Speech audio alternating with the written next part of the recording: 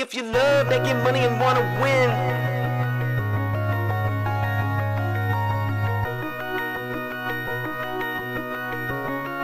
Just cash. if you love making money and wanna win, Just cash. we just chillin' and we vibing with our friends. Just cash. And if anything in doubt, we pass. Rookies all hate us cause we played it just cash. I put my money in a strong position. They try to tell me I can't win, it's just a stupid superstition. Cause when I focus, you will notice that I'm winning. We demolish every bookie, there ain't no competition. Now listen, I would never give you shitty picks and do you wrong. Come and join the Discord, tell these bets and hit the bone. Cooking up a parlay super unders and a song. We be really winning, this ain't just to make another song. So if you love making money and wanna win, Just cash. we coming in and we taking all the money. Just cash. They can't do nothing to stop us. Just cash. Hey, fuck these bookies, man. Just cash. They wanna limit me cause I win. Label me the enemy cause all I do is win. Just give us a try, this is where it all begins. I'm not gonna lie, all I know how to do is just win. If you love making money and wanna win, Just they wanna cash. limit me cause I win. Just cash. If you love making money and wanna win, Just cash. Just cash. Just cash. love making money and wanna win. Just cash. We just chillin' and we vibing with our friends. Just cash. And if anything in doubt, we pass. Rookies all hate us cause we played it just cash. Love making money and wanna win. Just cash. We just chillin' and we vibing with our friends. Just cash. And if anything in doubt, we pass. Rookies all hate us cause we played it just cash. Hey, hold up. Fuck, I lost too much money on that shit.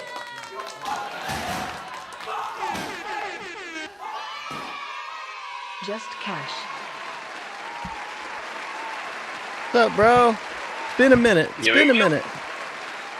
What's good, fam? Welcome back. We're coming at you with a little late night action. It is Just Cash. Ew. Oh, hell yeah. Oh, hell yeah.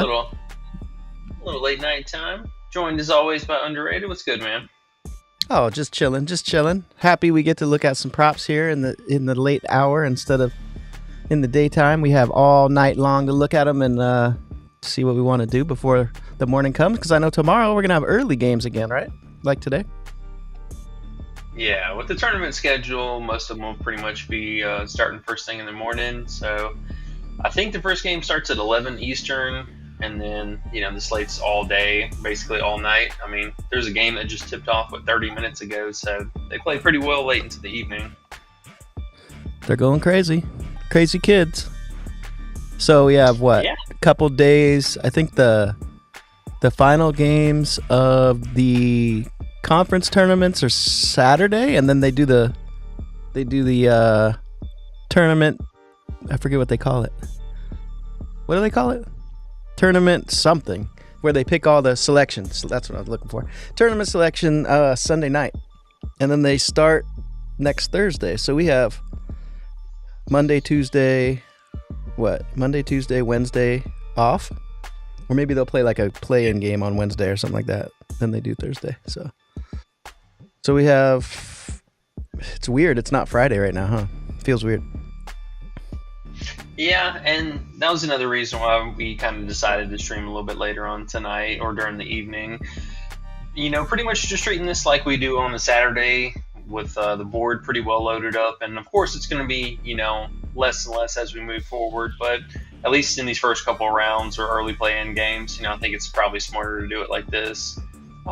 Even tonight, for example, we're still missing a handful of games from some different sites. So we are kind of waiting around on a few more things.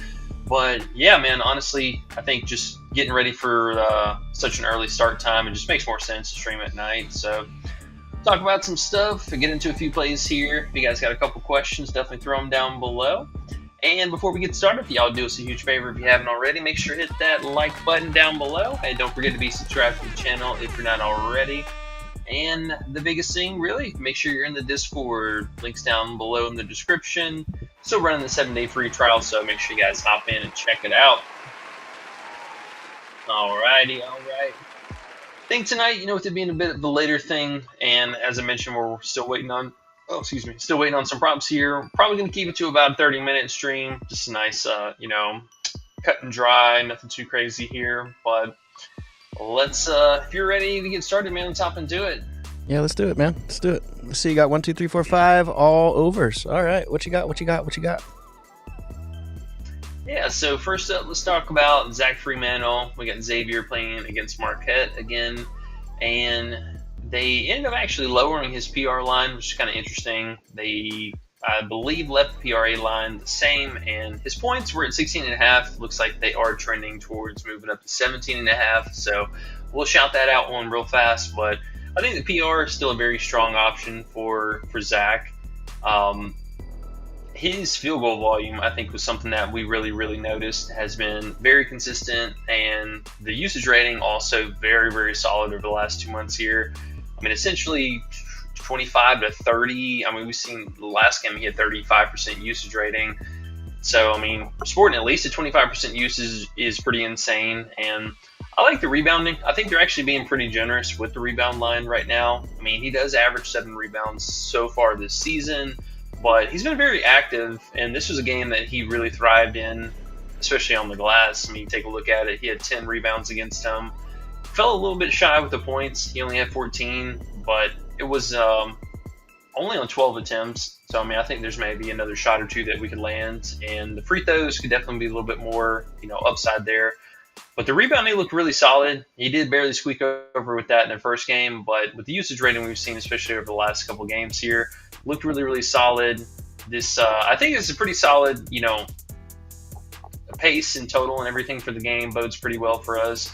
But guys, I mean, he's putting the team on his back right now. I would say pretty large part, and he's not really getting a whole lot of help from his teammates. So we see the shot volume again, just stay around this 14 to 16 range. I think he could easily go out and just drop 20 points almost by himself, or at least for the PR line. So I don't mind that. And, just seeing the consistency over the glass on the last month here makes me think, he's just going to be this role filler that he's been doing down the stretch here. So I like the usage, like the minutes. Would like to see him play a little bit higher than 31 minutes, but it is what it is. We've seen him play 36, 38 minutes, so he has it in him. And if it's going to be a competitive game, or at least they're playing slightly from behind, I mean, we could totally see him play like 34 minutes again. So I like it, man. All those things moving in favor of him, and this is a pretty favorable line in general. So, yeah, man, let's rock out with it for our first play. Sounds good. It's just a low line. I mean, I don't think I don't know if I've even played him all season. It's going to be my first time. But 23.5 for him, looking at what he's done recently in this big of a game, you gotta like the value for it. So definitely down with it. The matchup's average. I guess Marquette's pretty damn good, but they should be going to old Zachary all game long. So I don't mind locking it in, and I don't mind our chances, man. Probably a good 65-70% chance to hit, I think. If I had to pick a number, not too bad.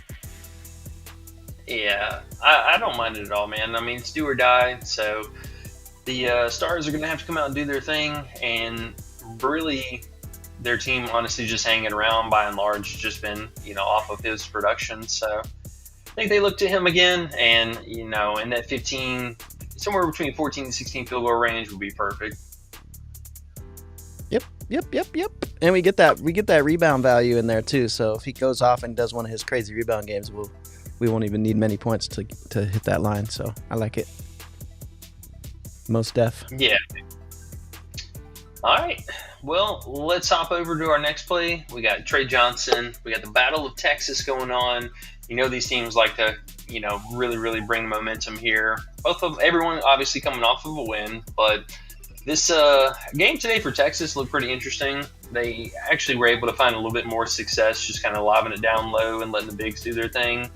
So with this matchup, Texas A&M, they are a bit more stout inside the paint. I don't think they'll necessarily have those safety blankets just to be able to dump it down from a guard position. So these guys are going to have to score a little bit more. And we know Trey Johnson. I mean, this dude's been a baller all season. Just crazy usage rating. I mean, essentially Spartan a 30% usage for the majority of the season, but really down the stretch here. He didn't really have to do a whole lot today, but this is a matchup that they're going to have to lean a little bit more on him for scoring. And I think Texas definitely showed some weakness today, especially in their defense. So something maybe Texas A&M is going to be able to take advantage of. And really, just looking for the game to stay competitive here. The pace could be a little bit better. I mean, you can see 139 total isn't the greatest, but he seems like the hustle and bustle. So, yeah, man, most of the latter part of the season here, when we had Trey Johnson all the way up to like 20.5 points. I think he was 21.5 at some point, but for the most part, he's pretty much been 19.5 points. So the point discount here, I like that.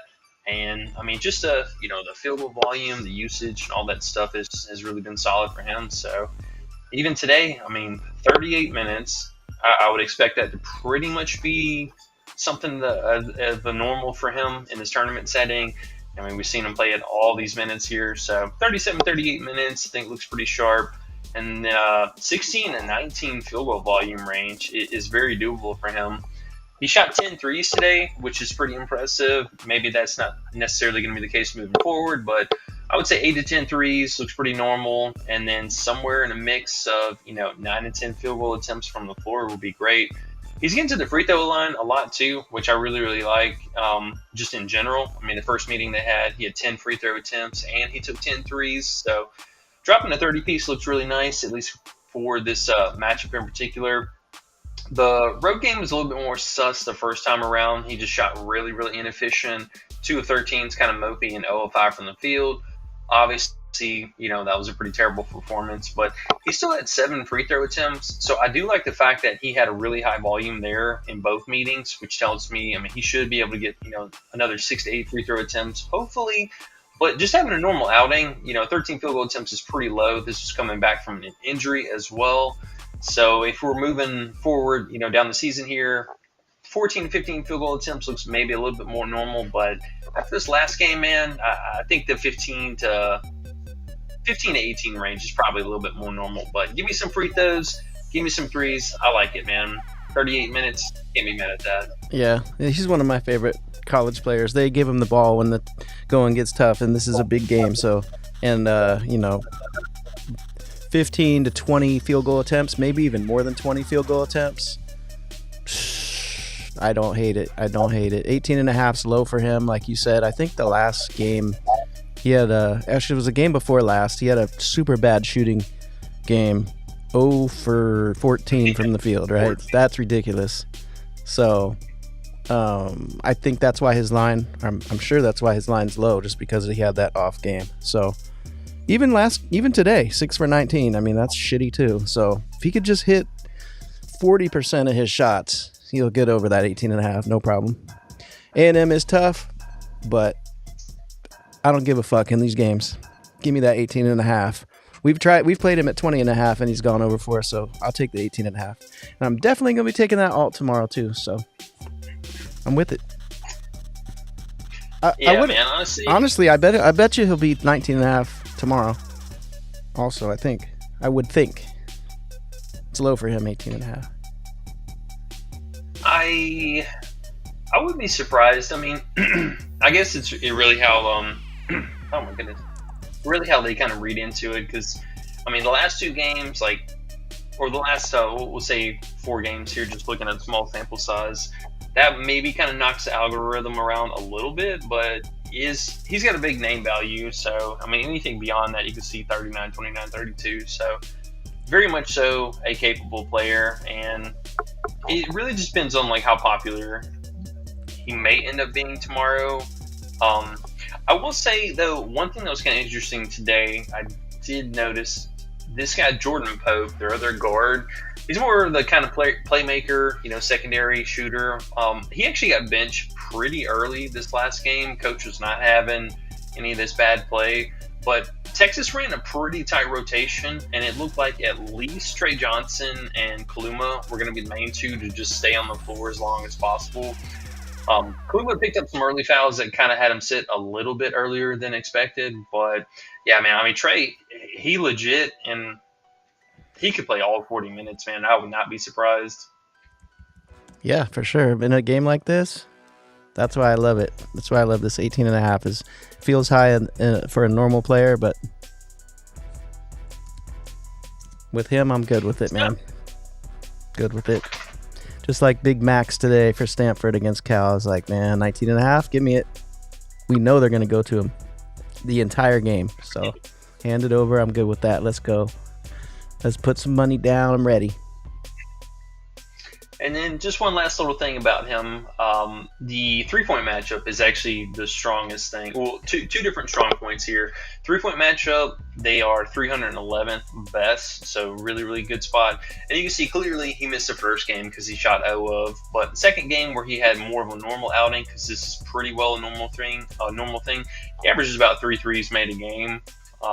So just assuming he at least makes 2 threes, and does his thing here, we should totally be in a fine bounce back spot. So I like it. Numbers look good. We just need them, 1, to keep the game close, and then 2, go out and do your thing, little fella. Little fella? He's like 6'9". Yeah, but they're still babies until they graduate, so Yeah. it's yeah, time to separate the boys from the men here. Yeah, and he just won Freshman of the Year, right? Didn't He he? did, man. Yeah. Yeah. Which is crazy. So How did he? How? I guess, like, what did Cooper Flagg get? He had to get something, right? I know they gave Broom Player of the Year, I think. But what would they give Flagg? I thought Flagg would be Freshman of the Year. I don't know how they do it, I guess. It's a good question. I know I posted that yesterday, but so much news they had going on today. Yeah, they announced a lot of the awards and stuff yesterday. Well, we'll circle back to this here in a little bit here. Phenomenal player, though. Such a good player. I like his here. I just like his volume. Give me 18 to 25 shots. We're in there. So he used the SEC Freshman of the Year. Oh, SEC. Okay. All right. Gotcha. Yeah. All right. Well, moving on. We got our third play here for BYU squaring up against Iowa State. Small bit of news in that game. Looks like Lipsy, he kind of exited early this last one, and Gilbert is a game time decision. Lipsy should be good to go. I think he just had a minor groin injury, but Gilbert could possibly be back tomorrow. Still undisclosed, so really not sure what's going on with him. Came back, played horrible, so not really sure what's up with him, but we'll keep an eye out for that tomorrow. But Igor Demon, 18.5 PRA, and another pretty healthy total, 146, and not a scary matchup, I would say, by any means. It's really, just can our guys shoot the ball? And looking over the last couple games here, and really the last month, I would say by and large, we saw a lot of flash from him, and especially in these times where they're trailing, they've kind of looked for him and a little bit of these 3-point open looks. But one thing that I've liked about him, he's been extremely consistent with the RA. I know it's something we kind of briefly touched on this last game, which they also did, I believe, leave him at 8.5 RA, if I'm not mistaken. One more time. Yeah, 8.5 RA. So I, for whatever reason, cannot bring him up on Outlier at the present moment, but he's been very, very consistent with it. You can see he's averaging almost 9.5 RA per game. But the minutes, really one thing that first half of the season was kind of back and forth. And I would say for the majority of these games, he's been playing in the mid-30s. A couple of these games, he ended up sitting early because they went with the smaller lineup. But I love the playmaking for him, man. He's been very, very, I think, a key piece for this offense for getting some open looks. He helps space the floor a lot, too. And he offers, just a mixed bag shooter. We get some free throws, some threes, and small amount of offensive rebounding. So I wouldn't lean too far into that. But usage rating, I think, is one thing that's been very promising. We had a couple little dud games here where the team really struggled, and also kind of a blowout situation. But usage rating, mid to low 20s, looks pretty solid. So I like it, man. We just need a couple of threes, or at least a 3 here would be nice. But the efficiency that we've seen, shooting over 50%, looks promising. Give us the 8 RA, 10 to 11 points here would be perfect. Yep. I was looking at the RA, and I was like, maybe we should just do RA, but I feel like we'd be pissed off if he comes out and actually gives us, 5 buckets and 6 buckets and gets 12 points, and we'll be mad if we miss that by 1. So I was like, man, let's just throw it all together. Hope he can get us 10 points, and I think the rest will work out. Yeah, man, I think so. This last game was also kind of weird. I mean, let's be honest, Utah is a very bizarre team, and they had some injuries too that kind of threw us for a loop. So maybe that shifted the dynamic of the offense a little bit more. They ended up having kind of, go with more of a bigger lineup. So he got the short end of the stick as far as like minutes there. But this matchup in particular is going to be a little bit more of the guard set, like Deshaun Jackson. We know Momelik. Milan, this dude's been playing really, really well so far. But the guards really aren't that threatening for this team. Like Heiss, Lipsy, even Gilbert if he plays. None of these guys are a real threat. So he could definitely have some open looks here. And just given the opportunity, these guys can take them. Yeah, another freshman. Freshman. He should be, I think from what we were looking at, me and Coach were looking at the... well, I don't know what you call it. The predictions, I guess, of where they're going to get picked. He was around 12, I think, in the first round. So he should be going out there, doing his thing and realizing this is how he's getting paid here these last games. I mean, I don't know if it'll help him that much, but these are his last days of college, so he's going to, I assume, give it his all. BYU's actually been really good too, surprisingly. Look at that. They beat Iowa State last game. Is that what that is? Yeah, they beat him in the overtime, I believe. Yeah, overtime. Hi, E2. Yeah, what's up, man? E2 is gonna be like, why does your mic sound like that, huh? Tell us, E2. Tell us what E's mic sounds like, because he got a new mic and we haven't dialed it in quite yet. I can tell on my end the way I'm hearing it sounds a little bit tough to listen to. So. We shall see, but let us know, E2, what does it sound like now that you're here? Yeah, we'll get it dialed in and fixed. You know what I was thinking? It might just be that wire. You might have to use that right wire and just get a different little adapter.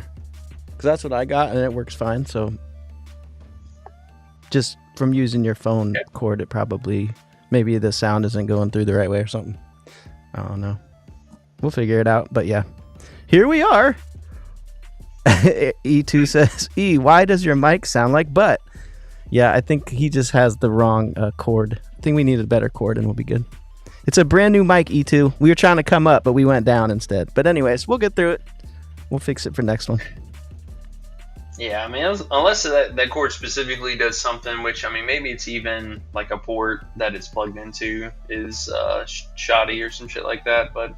I don't know. I mean, it's got a legit cable. I mean, it's my Xbox One Elite controller, and it's a reinforced cable and everything. Yeah, I don't know, man. Maybe there's something different with the cables. Like, even though they fit in the holes, there must be something going on. I mean, I don't know. Not sure, but we will figure it out. We'll do some Googlings. We'll do some chat GPTins. We'll figure it out. But anyways. 1, 2, 3 Biddle, and then 1 turnover play. Yeah, so let's talk about Nate the Great, player who really has been playing well down the stretch here. They had a couple of dud blowout games. He did get in foul trouble in both of these games here, and Nebraska's pretty good on the inside. Super pause, but this last game, man, love to see that. I mean, the minutes, for one thing, played his season-high minutes. This game was actually fairly important for seeding. So this last game, they played a really tight rotation for Oregon, which, one, has kind of been a first to really see. But, two, he's been able to keep his hands to himself a lot down the stretch here. Haven't really picked up much as far as, foul trouble. First time they played, he did end with 14 points, but he had a very inefficient shooting game. Definitely could have a little bit better. And the field goal volume hasn't been quite the same then as it is here down the stretch. And especially anytime this dude plays more than 30 minutes, I mean, he's wrecking this line. So do or die situation. I think we see the coach push these starters again, really playing the minutes down the stretch between him and Shellstad. And another thing too is Angel for Oregon. He's been doing a lot of spacing on the floor, which is giving Nate a bunch of isolation. And I think that's going to be something that they try and do again. The first time they didn't really enact that plan until like the second half, where they would, give him that or take away the help coverage down low. And this time, I think they're definitely going to try that. We've seen Angel take a lot more threes lately, both him and Bartholomew and Shellstad, all three of them kind of spacing the floor out. So expecting that to happen again. I think they take away the help coverage, and if they're going to leave Nate down low by himself, Ballo's been, let's be honest, he's played horrible the second half of the season. Also a player who can definitely get into foul trouble. And if he picks up that early foul, I think they're just going to attack inside the paint as much as possible and just try and draw it out between him and McKenzie, who also can be very handsy. And, I mean, if either one of these guys picks up an early foul, they're just going to bang it inside the paint as much as possible. So looking for Nate to be aggressive again. He had a really high mid 30% usage rating this last game and very efficient. Getting to the free throw line a bunch. Also taking some threes, which, I mean, granted, yes, he did hit 3 threes this last game, but the volumes come up a lot more over this time period. And I just love the minutes, man. His minutes are looking great. Yeah, 14 and a half is not too bad. I never get worried about a 14 and a half. He's basically the go-to guy on the team. Besides, what's his name? Sherstad, whatever his name is. But they're going to go to Big Biddle. So 14 and a half, sign me up. I like it. Right when you said it, I said, yeah, man, 14 and a half ain't shit for him. He's been doing it. And what's that game there? Did he have 14? Who do they play against right there? This matchup. Oh, okay. Same matchup. And it's funny, Chachi came in. What's up, bro? He said he came right in with the Ballo under too. So yeah, I like the Ballo under. The rebounding can be a little bit scary because of Nate being such a high usage guy. But you see the first game here, he only took 10 field goal attempts. That Nate is not going to do that again. I promise you. He's closer to 12 to 15 range like he's been in most of the games here. This was by and large just off of that help coverage he was getting, but I don't think they're going to allow that this game. So maybe they do it a little bit early, try and test their luck with it, but they got really burned in the second half of that first game that actually ended up losing any of the game down the stretch. So maybe they try it again early, but that didn't work out. So I'm hoping they just leave the coverage like they did in the second half, and that's going to look fantastic. I'm with it. Right when we get off here, I'm going to go find the best sites to play these, and I'm in. All of them. Ooh, Chachi says Swain 16.5 PR. I've been looking at Swain here the past couple weeks, and I haven't pulled the trigger. I keep looking, and he's just right there, and then he dips underneath the line, and then he goes over, and then he dips. He's difficult to trust. But if in the right matchup, might be interesting. Yeah, for sure, man, for sure. You looking at Cam? He said Cam Jones also. His first question here was Cam Jones under PR. Yeah, I could see it. He's been. I don't know if he's just been playing bad or if it's just his lines are way too high still. Like the 19.5 points is definitely on up there, but his RA is pretty high. I mean, he was just 8.5 like a couple games ago. Yeah, I think he was 8.5 somewhere around this stretch because he was hella low before that. Like they even dipped him down to 7.5 during this little stretch. But I remember he was 8.5 because I actually played him in this game against Hall. But a little back and forth on that. The namesake value is a little scary, but yeah, man, he's been pretty bad.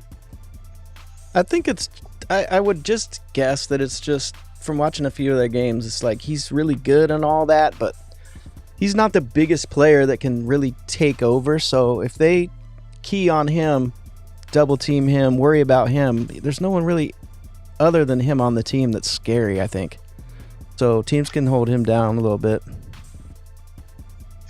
Yeah, And I mean, Davion McKnight isn't exactly the best defender.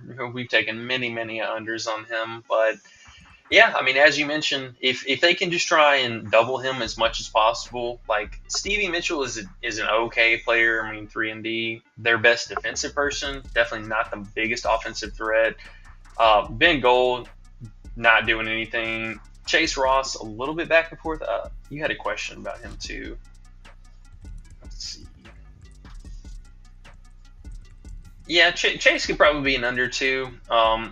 Did play 43 minutes this last game, which is kind of interesting, but low volume shooter. I mean, on a good day, this guy's probably shooting the ball 7 to 8 times at best.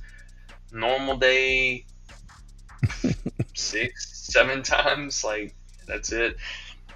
Yeah, so I think Chase, I'd be a little bit more inclined to. Cam's not bad though. His lines are just a little. It's weird to think that they're still too high, but man, this dude was balling out in the first half of the season. Yeah. But yeah, it makes sense. And I did a bunch of Swaney. I did a bunch of Cam unders. Within, I don't know, he cashed probably a good 7 out of 10 or so, I'd guess. So I feel you. I'm not going to do it because I don't want to take really unders on stars at this point in the season, but I could see it. You definitely got a good shot at hits.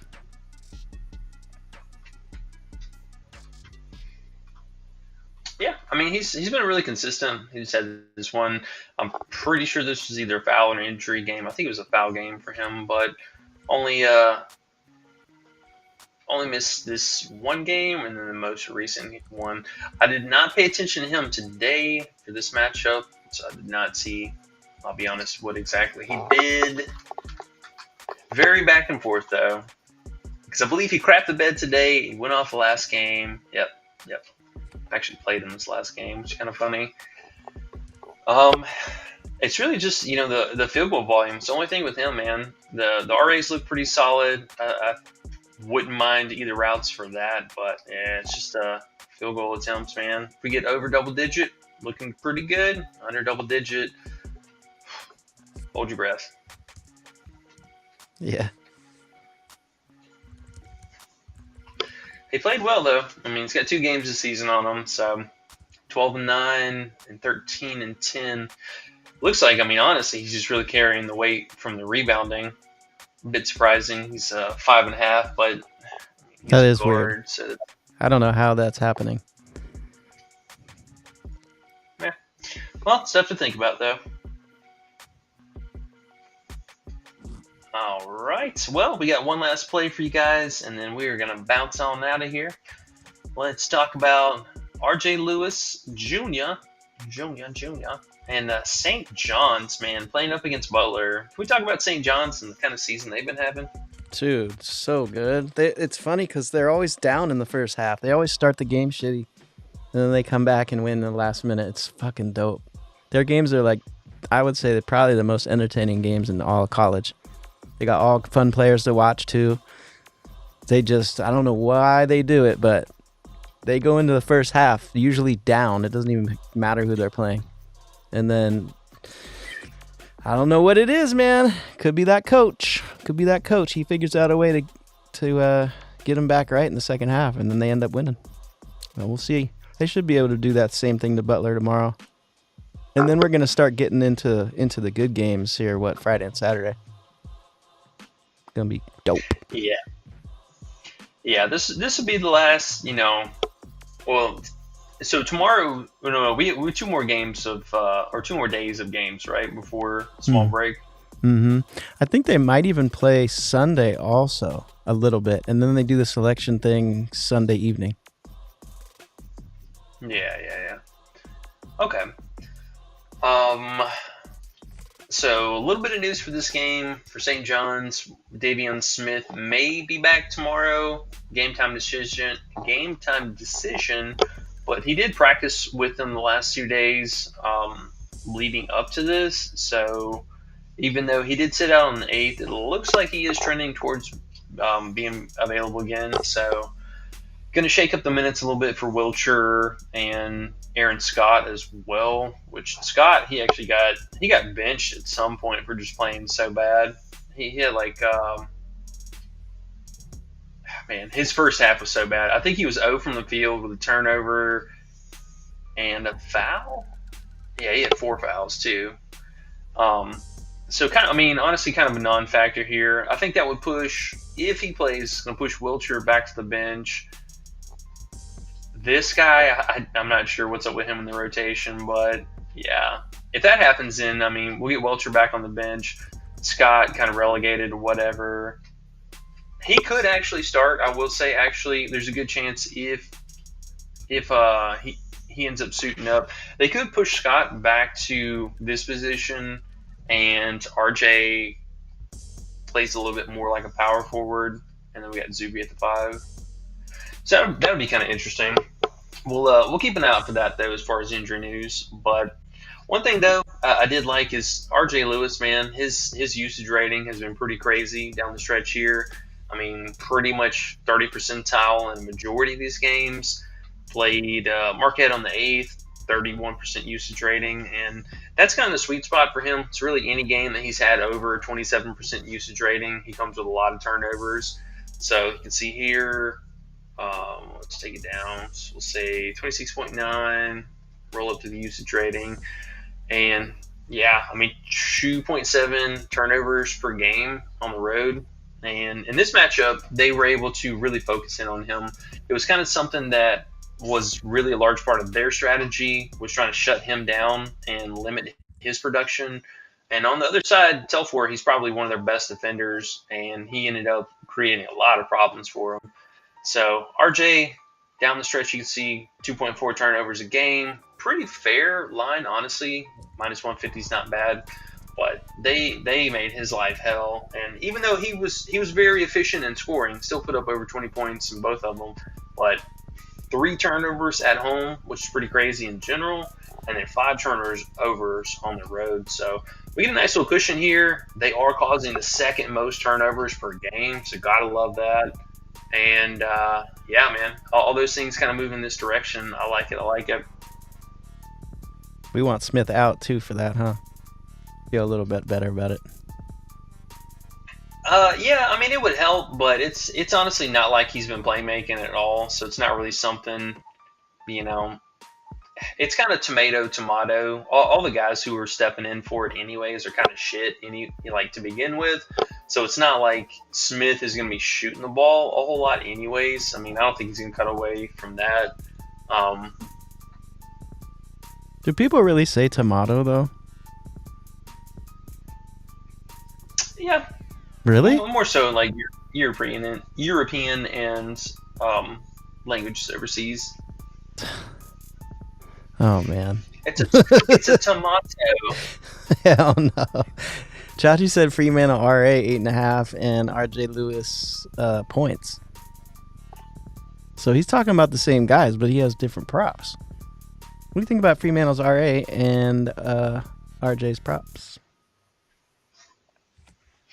Yeah, the Fremantle one we talked about briefly, looking at his PR, but yeah, the thing kind of leaning towards the PR side of it was the rebounding. Had 10 rebounds on him, so that makes total sense there.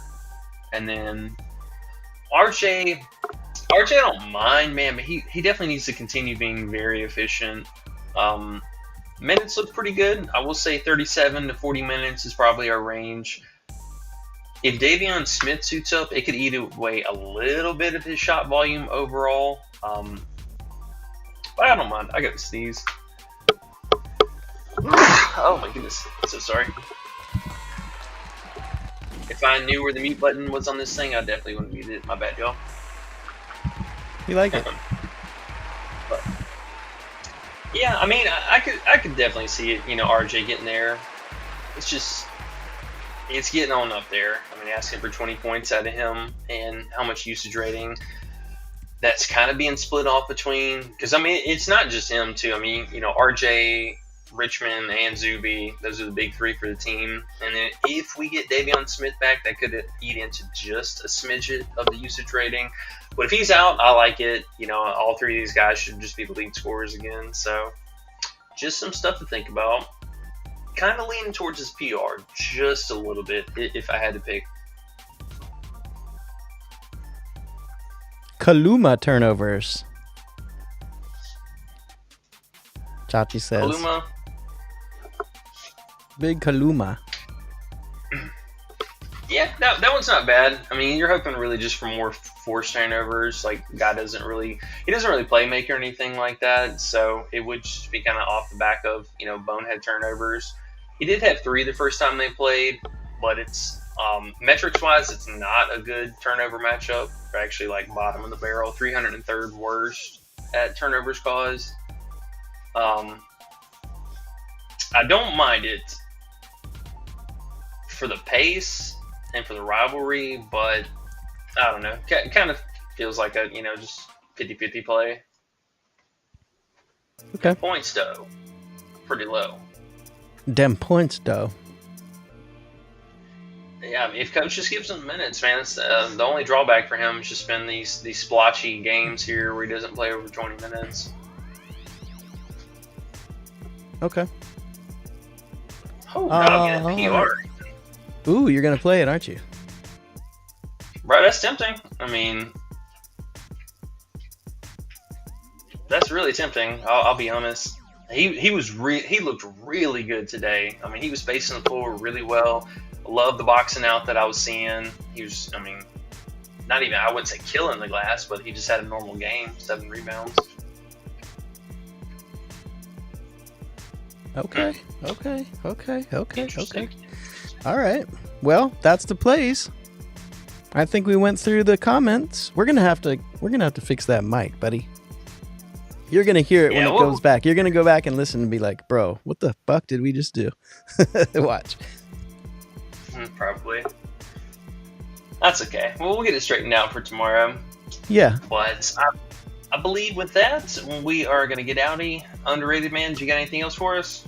Not much, man. Just end of the season, enjoy the games. Don't bet too much and get all stressed out if we don't win sometimes. It's, we're just, I mean, I had a really good day today on different things. Just, just remember that this is betting and we're having fun regardless. I know some people, get all in their feelings and get mad and it does happen. If you go on a losing streak, it does hurt, but just try to remember we're betting. We're fortunate to be able to bet on sports, and most people don't have that extra money to be able to do such things. So try to just stay positive no matter what happens. That's all I got for us today, I think. And try to, wake up, enjoy the games. Because it used to be before betting, we'd watch the games for fun. Now we watch the games and be like, damn, if I don't win, I'm pissed. But gotta chill. Just gotta chill. I think the wins happen that way even better, even more when you don't press so hard too, and you just, obviously you want to do the best you can do, and you always want to learn and get better, but don't beat yourself up if you get some L's. Sometimes it happens, especially on this kind of stuff. So yeah. I always think we're learning a lot when we do stuff like this. It's brand new season, brand new sport, college for us, so I'm happy with the way it's been so far. We're almost to the end, and we shall have a bracket to do as well. Bring a little more fun. We didn't talk about it today, but I want to make sure your mic works before we actually talk about it. But we'll get to that soon. But yeah, I'll let you get out of here, and we'll figure that out. Hopefully tonight, maybe tomorrow, we'll figure that out in the afternoon. Yeah, we'll get it squared up. All right. All right. Well, we appreciate you guys stopping by and hanging out late in the evening. If you haven't already, do hit that like and sub on the way out. And again, don't forget to check out the Discord. Links in the description. 7-day free trial for everyone that's new. Okay, good luck in the morning. We'll catch you guys in the Discord. Have a great night, and we'll see y'all tomorrow. Peace.